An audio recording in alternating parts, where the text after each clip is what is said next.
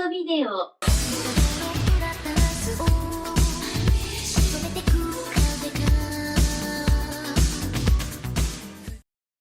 When Commodore Perry parked his black ships off the coast of Japan and forced the shogun to sign the Treaty of Peace and Amity through gunboat diplomacy, the Meiji government that sprang up in the wake of this event knew that modernization was the only way the country could keep both its independence and cultural identity. To this end, they used diplomatic missions that were not only a means to gain recognition from the main world powers and renegotiate their unequal treaties, but also a means to study the Western nations' ways of governance, culture, and technology.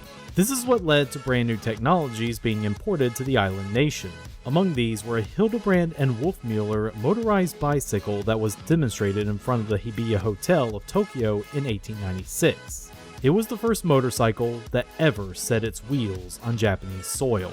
12 years later, the first true Japanese motorcycle was built by Narazo Shiamazu. By using the knowledge he studied from books written in America and England, he built a gasoline-powered engine and installed it into a homemade frame he constructed from salvaged bicycles. It was the first entirely Japanese-built motorcycle, and from that day forward, motorcycles became one of Japan's leading technological sectors. While the industry was quick to develop in the early 20th century thanks to quick adoption by the popular bicycle firm founded by Eisuke Miyata, yes, that Miyata, there was no unified highway code because almost all traffic in Japan was done by foot, and urban cities were intentionally designed abstractly to ward off invaders from the feudal era. It would not be until the Great Kanto earthquake in 1923 that Tokyo and the rest of the country would be given an opportunity to redesign their road systems to be more accommodating for motorized vehicles. And while motorcycles were popular in the 1920s through races and motorcycle clubs, motorcycles really exploded in popularity in the post-World War II era, as they were cheap and reliable means of transportation that were easy to produce. It's around this time where the big four of the motorcycle industry emerged: Honda, Yamaha, Suzuki, and Kawasaki. Honda in particular were known for building their machines with ease of use and accessibility in mind, qualities that would be a boon for them once they expanded into the overseas market to great success. You meet the nicest people on a Honda. More importantly, the engineering feats in making the motorcycle a more lightweight and thus faster vehicle made Japanese manufacturers dominate international racing. By the late 20th century, the motorcycle was the vehicle Japan had the most dominance in, both in engineering and cultural terms, completely burying America and their competing Harley-Davidson machines. And it was this dominance that helped the conception of an anime based off of a story from a legendary mangaka.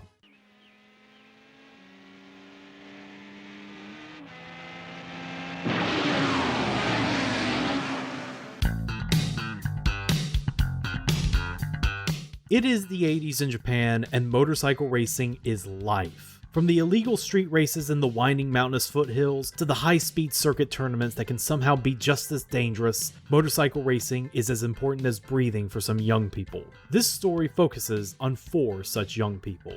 Gun Koma, our main protagonist who is spending his high school years in Japan away from his family in America, but he still finds way to spend time as a normal high school student, hanging out with his cute girlfriend, Ai Ito, and pushing forward in his goal to become the fastest motorcyclist in Japan on his Honda CB750. 俺は誰よりも速くなりたくて走ってんだ。それっきゃないぜ。 Hiro Okita, Gun's best friend and closest compatriot in the world of motorcycling. He rides a Kawasaki Z400 GP. たまげた。軍が吹っ飛んじまうかと思ったぜ。 Miyuki Ichinose, the daughter of the prestigious Ichinose racing team president, she has chosen to forego being a simple cloistered rich girl and has chosen to follow her passion in motorcycle racing on her Honda VT250F. お嫁に行けない体になったら市川さんもらってね。 バカなことを言わないでください。 And Hideyoshi Hijiri, Gun's main rival and a prickly one at that. Having lost both his parents in a car accident some years ago, he is the only one taking care of his twin sister, supporting them both by entering and winning races on his Suzuki Katana. And if Gun wants to be the fastest in Japan, Hideyoshi is one rival that isn't going to make reaching that goal an easy one. あの程度のタコ走りでワイを抜こうなんざ夢のまた夢や。せいぜいぶっこけてしないようにせや。 So be our 4 main protagonists of Bari Bari Densetsu, which translated means Legend of the Revving Engines, or more literally, Vroom Vroom Legend. Released as a 2-episode OVA in 1986 and subsequently edited down to a 90-minute movie the next year, Bari Bari Densetsu is an anime OVA that was part of a short-lived craze devoted to motorcycle anime. And if my research indicates anything to me, it may have been one of the causes of that craze. When you watch this anime, you see a work of art that could have only been made at the dawn of the OVA era. People on social media websites wax nostalgic about how anime used to be better back in the old days without understanding the economic realities that made those conditions happen. This is one of those anime that is good because it was made in the right place at the right time, and most assuredly helped contribute to the amazing legacy of its original creator. Rev up those engines, kids. Bari Bari Densetsu's analysis is about to start. Let's rewind a bit before we go forward. I said that Bari Bari Densetsu was the brainchild of a legendary mangaka. Who is that mangaka? That mangaka is Shuichi Shigeno. And for those of you who have no idea who that is, here's a clue.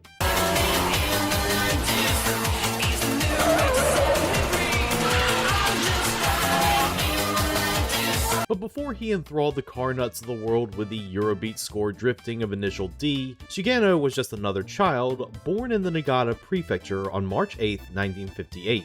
Shigeno described himself as a timid child, who often sat by himself away from the other kids, preferring instead to retreat into daydreams about fantastic machines designed for combat and adventure. That imagination could not be kept within the confines of his mind for long, and he soon took up drawing as a hobby. A lot of what kept him wanting to improve himself was taking requests from the other kids to draw the vehicles from the popular Thunderbirds series. Shigeno began to lose interest in art after a poor experience with an overly strict art teacher in middle school, but he soon found that creative spark again in high school once he tapped into a new obsession of his: motorcycles. Though he was a member of his high school's manga club and a huge fan of Space Battleship Yamato, Shigeno never considered himself an otaku, but while attending college in Tokyo, that fandom for the latter was enough to net him a job as a manga's assistant for Akira Hyo, the author adapting Matsumoto's Yamato series to manga. Shigeno's job mostly focused on drawing machinery and ships, which suited him well. So well enough that he had no immediate plans to become a solo manga artist himself. But 2 years into his tenure, Shigeno soon found himself burnt out from the workload and wound up fired for chronic tardiness. This was bad news for Shigeno as he was facing down the barrel of poverty. Out of desperation for rent money, he decided to create his first manga, the one-shot That Girl Is Tough, which was published in Weekly Shonen Sunday in 1980. From there, Shigeno would submit one-shots to Shonen Sunday every 2 or 3 months to support himself. This led to him forming a good relationship with editor and future editor-in-chief of Kodansha, Masahiro Noichi. Through Noichi, Shigeno was given consistent work through his one-shots, but it was still barely enough to support him. In his own words, "They paid me just enough so I wouldn't die." It was one of these one-shots, Anta ga Psycho, that captured Noichi's attention. Upon being presented a storyboard for it, Noichi saw great potential in the work, and had Shigeno finish it so it could be submitted for a Kodansha-sponsored contest for up-and-coming artists. Anta ga Psycho won that year, and it would be picked up for serialization under the title Bari Bari Densetsu. Bari Bari Densetsu began serialization in Weekly Shonen magazine on March 9, 1983. It would run until July 17, 1991 for a combined 8 years and 38 volumes. While originally seen as a second-tier title meant to complement Weekly Shonen's other flagship titles, Bari Bari Densetsu quickly became one of the magazine's most central works of the 1980s. Shigeno initially conceived the series as a high school romantic comedy with a motorcycle theme, but because he found motorcycles much more fun to draw than humans, he shifted it towards becoming a sports anime, with the sport being motorcycle racing, both illegal street racing and legal circuit racing. This made the manga a premier title of the 80s thanks to motorcycles going through a massive boom in popularity in Japan. This is funny because, according to Shigeno, he had little knowledge of motorcycles prior to serialization. He was a fan, but he never got to own one until the royalties from Bari Bari Densetsu allowed him to buy one. And wouldn't you know it, he was not good at riding it. He became known in the manga world for his constant motorcycle crashes, but always escaping serious injury for some reason, even when he wasn't wearing a helmet. Eventually, Bari Bari Densetsu brought in enough money that Shigeno was able to upgrade from a motorcycle to a Toyota Apex. But that's another story for another anime for another time. Now, I said Bari Bari Densetsu was popular, but I need to really re-emphasize how popular it was. It was huge in the culture. It got video games. The climax of the 5th episode of Golden Boy is a parody of the kind of races you saw on Bari Bari Densetsu. It was only natural it got an anime. So, Kodansha's video division got in contact with the studio that was the MAPPA of the 80s, Piero, and enlisted them to make a big budget 2-episode OVA. And while Osamu Uemura directed the first episode and Takamasa Ikigami directed the second, they were supervised under the watchful eyes of Piero's OVA master and the creator of the entire concept, Hisayuki Toriumi. Genuinely, it was one of the best decisions ever made. Not only was Kodansha obviously striking while the iron was hot, but it was also the best time for the anime industry to make a motorcycle racing anime of this caliber. The OVA format gave studios time and money to create a story that was massive in scale but also didn't really fit the feature film mold. You're for sure not getting motorcycle animation like this on an 80s TV budget, sister. The main appeal of the Bari Bari Densetsu manga wasn't just Shigeno's loving accuracy in drawing motorcycles, although that quality does make it here in stunning detail, but rather it was his ability to convey the speed of those motorcycles through his line work. Even then though, only so much can be conveyed through the limitations of the medium of manga. But in anime, you now have the benefit of a camera that you can move. You can have the camera capture a mid-corner shot of the racers bearing down and leaning in at an angle to show how tight the corner they're turning is. Or you can show a side view shot of the rider as the landscape becomes a blur behind them.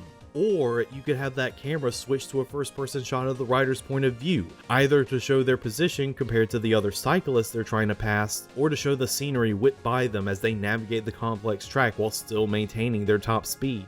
Or you can even keep it simple and show close-up shots of the throttle being revved and the speedometer redlining. And, if you need to portray a crash, have the camera go through multiple cuts with a few mixed media in there to show how disorienting and abrupt a motorcycle crash can be.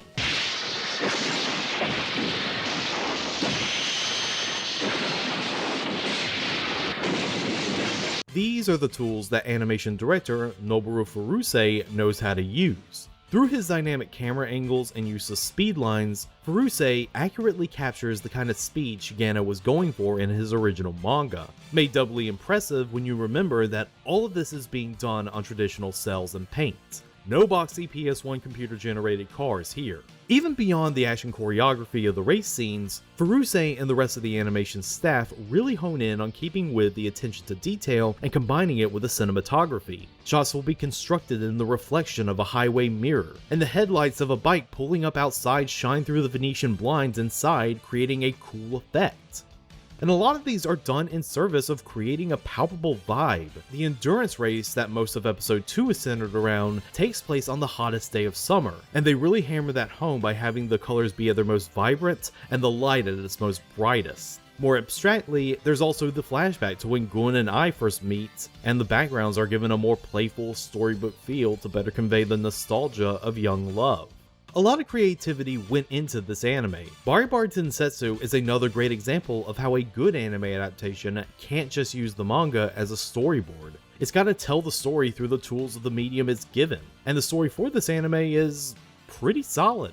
The story structure of Bari Bari Densetsu is divided up into 3 parts. First part being about Gun's high school days doing illegal street racing mixed with the occasional circuit race, the second part about him committing to being a full-time circuit racer in Japan, and the third part about him taking that career to an international level overseas. The anime chooses to focus solely on the first part, not only because it was the part that was completed at the time, but also because it appears to be the most popular part of the story. The anime seems to operate as if you are already familiar with these characters from the outset. It's unafraid of throwing us into the story at the jump, beginning in media res with a race between Gun and Hideyoshi already in progress. Gun gets a massive wipeout before we even get his name. And yet it works. The motorcycle race at the start is there to cut to the chase and advertise what this anime is really about. And, after that, we do get proper introduction as to who these characters are and what their relationships are to each other, and in such natural ways too. We're not gonna hear Gun tell the audience directly he's from America, but he will read a letter from his family back in California. 親愛なる軍へ、お前が日本に渡ってから早くも2度目の夏が来る。 Like with all sports anime, the characters are the main course. Their lives, their dramas, and how it all pertains to the sport of motorcycle racing is what pushes the anime's narrative forward. Shigeno may say he prefers machines to humans, but he does a great job in crafting a compelling cast to ride his sleds. Gun Koma is a well-conceived protagonist for this kind of story, aloof but ambitious, a teenager whose very presence is as cool as his name. And even though he's a good teammate, he still has that mysterious outsider angle to him due to him being a Japanese American in Japan, a status made clear by his height compared to everyone else and his nickname, Beanpole.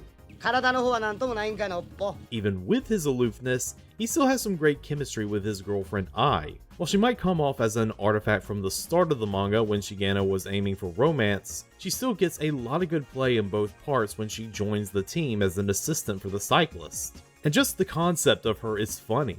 A small, short-haired teenage girl who dresses like a child and loves cute things, but her ideal boyfriend is the bad boy astride his motorcycle.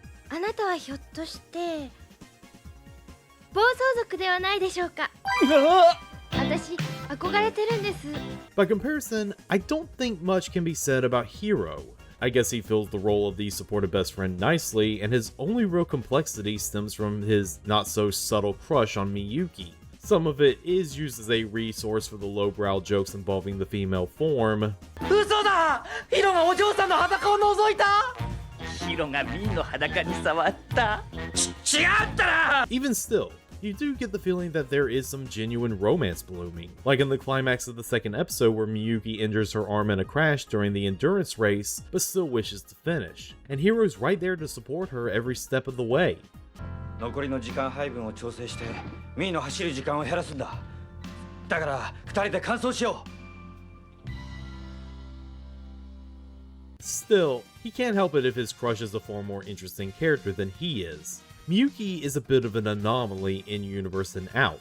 A female in a male-dominated sport, and a female character who's treated more like a teammate than a love interest, even with her relationship with Hiro taken into account. A delicate rich princess raised in the lap of luxury, growing up to be a tomboy who can ride just as well, if not better than the boys, is a fine character type by themselves. But it's made even better when you get to hear a girl say the tried and true sports anime lines about their admiration for a fellow teammate. 振り返らずに言ってしまうあなた。とてもついていけそうもない。好きというより憧れていたの、あなたに。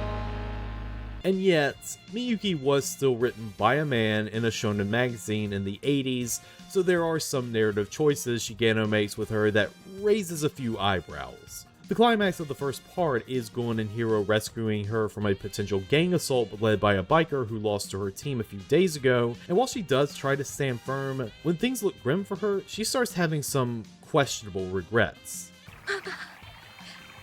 私可愛い女の子になりたい。 Luckily, Shigeno pulls back from that afterwards by having her reaffirm her love of biking by getting out of the hospital early and returning to biking by utterly spanking both Gun and Hideyoshi in a street race. Even with a traumatizing experience, Miyuki is not gonna let something like that keep her from her love of bikes. But the character that's the most fully formed in this anime is Hideyoshi, Gun's short, hot-blooded rival who takes no guff from anyone, especially a beanpole like him.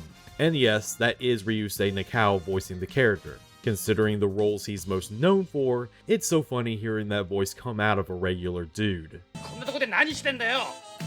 決まってるやんか。わいはこの学校に転校してきて。先生、取り獅子や。こんなタコと同じクラスにはおれんわ。バカを言うな。 And he's a great rival to Gun. He's a dreamer like our protagonist, but seemingly understands motorcycling on a level that Gun has yet to achieve. But instead of that quality engendering admiration, it lights a fire under Gun who wants to take this dude down a peg. It's not enough Gun wants to beat Hideyoshi, he has to leave him in the dust. And when they must be tag team partners in the second part's endurance race, they have an interesting way of tagging each other in.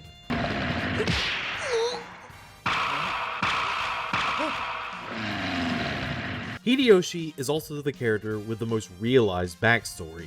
Being orphaned recently by both his parents dying in a car crash, he has fully flung himself in the world of motorcycling as a means to keep a roof over him and his twin sister's head. The only reason he agrees to be Gun's tag partner in the endurance race is because the prize money for it would solve his and his sister's money problems for a long time.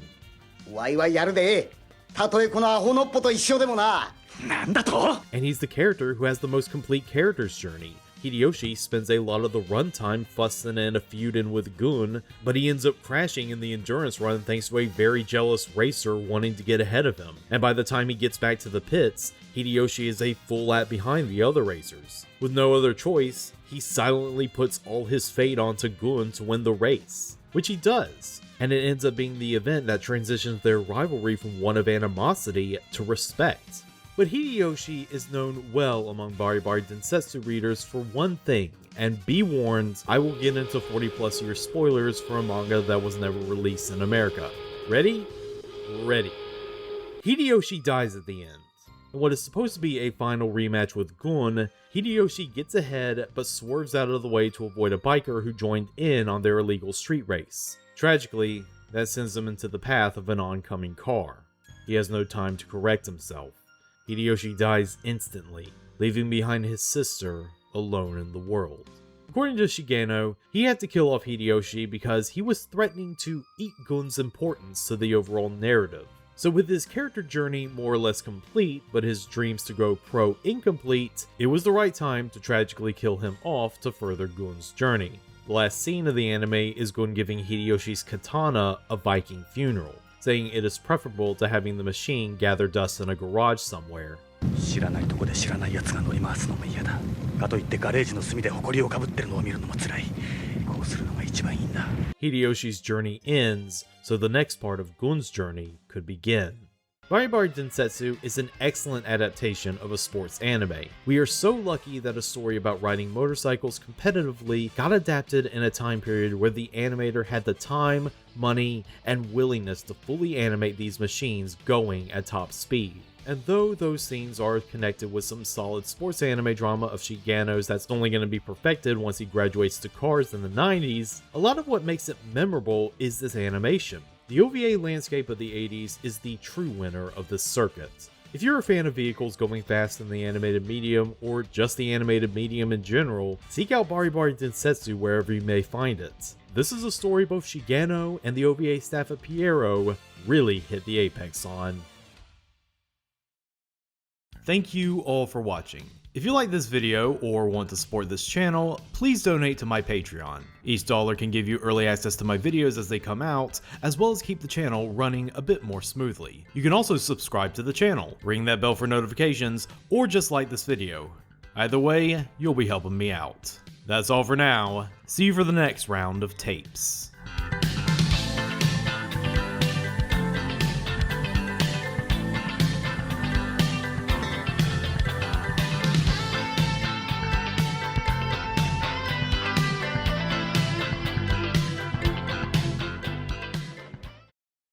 Ah, ブラの紐が切れかかってる。本当？嘘。